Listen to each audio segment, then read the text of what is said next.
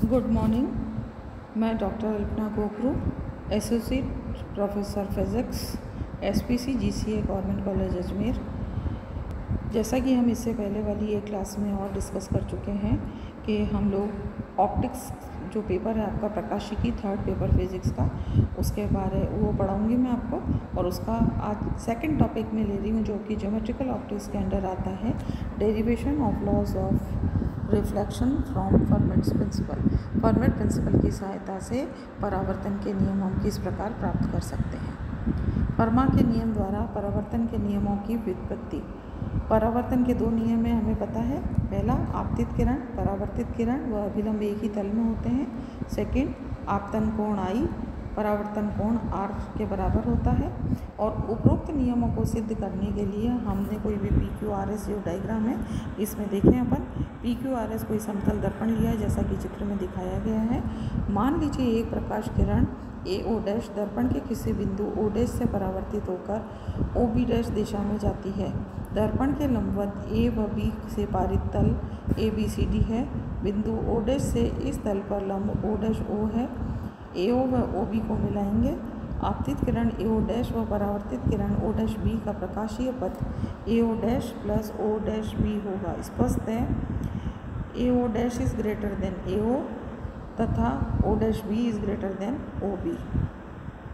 अतः हम लिख सकते हैं कि डायग्राम की ज्योमेट्री से भी दिख रहा है हमें clear, AO dash plus BO dash is greater than AO plus OB। इस प्रकार O डैश की प्रत्येक स्थिति के लिए पथ AO dash plus OB dash दर्पण के अभिलंब तल में स्थित पथ AO प्लस OB से बड़ा होगा।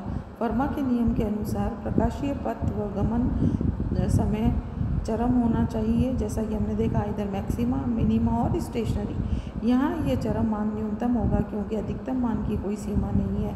अतः परावर्तन के लिए बिंदु O डैश O से संपाती होना चाहिए, अर्थात आपतित किरण AO व परावर्तित किरण OB होनी चाहिए जो दर्पण के लंबवत तल में स्थित है। इस प्रकार AO अभिलंब ON व परावर्तित किरण एक ही तल में स्थित होते हैं।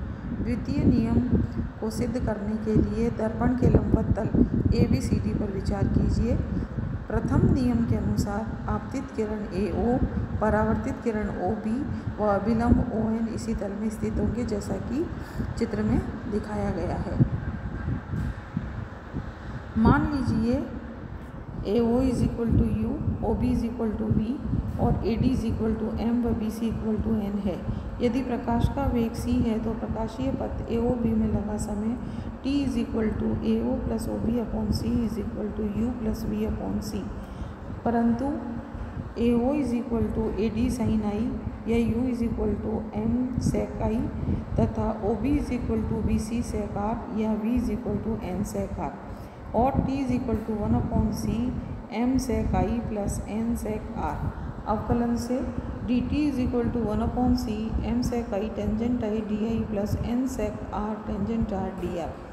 फर्मा के नियम से t न्यूनतम होने के लिए dt इज इक्वल टू 0 होना चाहिए, या हम लिख सकते हैं कि M sec I tangent I di is equal to minus N sec R tangent R dr।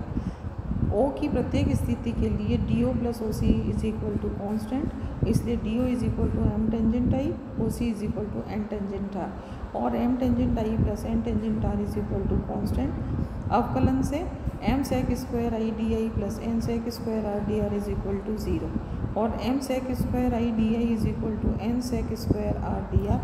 समीकरण A को B से भाग देने पर tangent I upon sec I is equal to tangent R upon sec R या sine I is equal to sine R, जिससे I is equal to R होगा। इस प्रकार आपतन कोण व परावर्तन कोण बराबर होते हैं।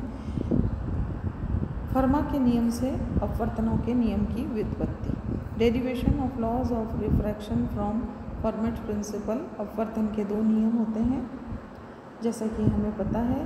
पहला, आपतित किरण, अपवर्तित किरण तथा अभिलंब एक ही तल में स्थित होते हैं तथा दूसरा आपतन कोण I की ज्या और आपवर्तन कोण R की ज्या की निष्पत्ति एक नियतांक के तुल्य होती है जो दूसरे व पहले माध्यमों के अपवर्तनांक की निष्पत्ति होती है। इस नियम को हम स्नेल का नियम कहते हैं और हमें पता है ये होता है sin i upon sin r is equal to μ2 upon μ1। अपवर्तन का प्रथम नियम उसी प्रकार सिद्ध किया जा सकता है जिस प्रकार परावर्तन का प्रथम नियम सिद्ध किया था। अभिलंब तल में स्थित होने पर आपतित किरण और अपवर्तित किरण के प्रकाशीय तथा न्यूनतम होते हैं।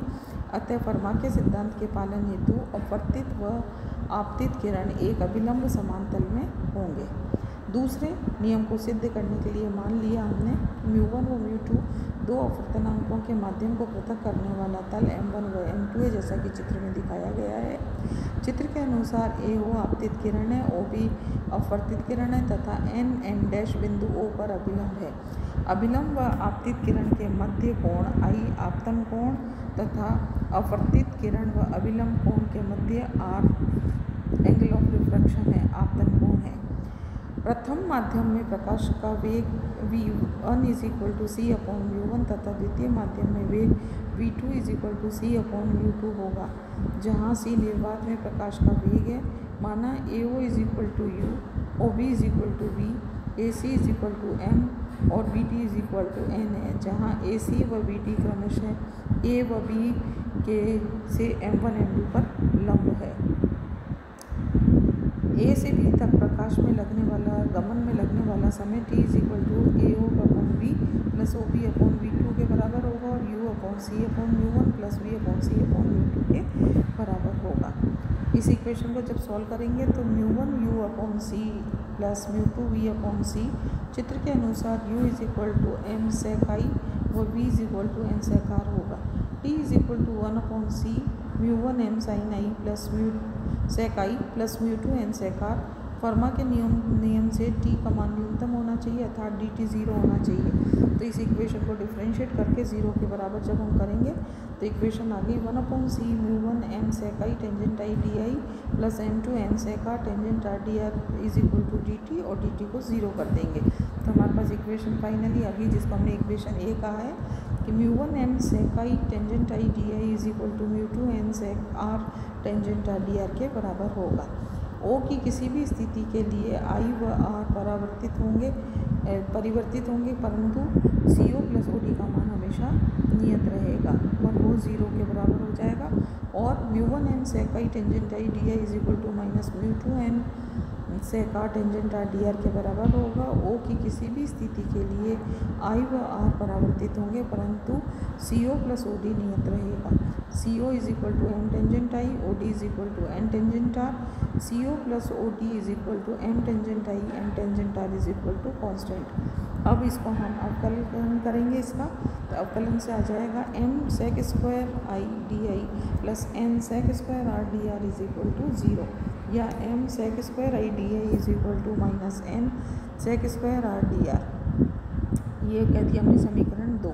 समीकरण 1 में 2 का भाग देने पर μ1 tangent i sec i is equal to μ2 tangent r sec r या μ1 is equal to sine i μ1 into sine i is equal to μ2 sine r। इसको जब रीअरेंज करके लिखेंगे तो sine i upon sine r is equal to μ2 upon μ1 जो कि constant होगा, जो कि स्नेल का नियम है।